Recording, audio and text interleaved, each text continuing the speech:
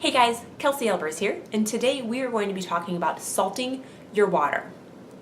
Now, if you've ever been swimming in the ocean and got a mouthful of salt water, you're probably like, oh, that's never going to happen. But stick with me here. I'm going to show you how to do it, and then we're going to talk quickly about why to do it. So, I have today a bottle of filtered water. This is about 20 ounces, right? And I have some pink Himalayan salt. Okay, you can use pink Himalayan salt, you can use Celtic salt. I do not recommend using table salt. This doesn't work with table salt, and we'll talk about why in just a second.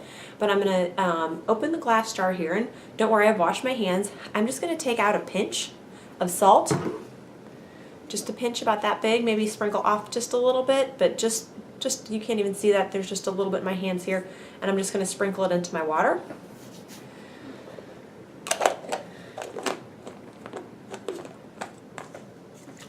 And shake it up. And then I've got some nice salted water. So why are we salting our water? Well, consider this. Our water used to be one of the main sources where we would get mineral into our diet. Unfortunately, because of water contamination issues, our water is all filtered and processed, and they remove all the bad stuff, but they also remove the good stuff.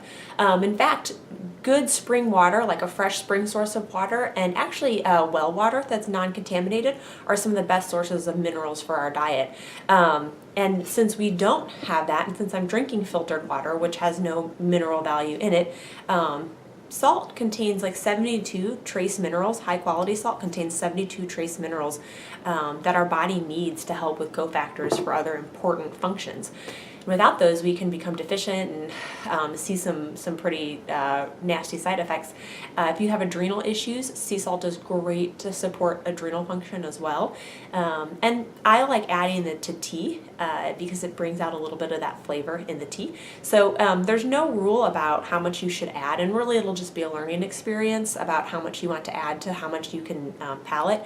And your body will tell you when it's too much. You know, a little bit of salt's great, too much is too much.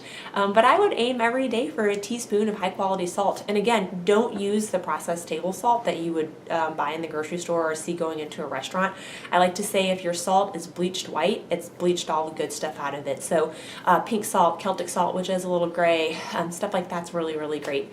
Add that, and just a little bit when it comes to minerals, just a little bit goes a really, really long way. So I hope that helped you today. Why you want to salt your water, just give it a try, work your way up. Don't add too much to start with, because then you might have to throw your entire bottle of water away, and that's not fun. But work it up and let me know what you think.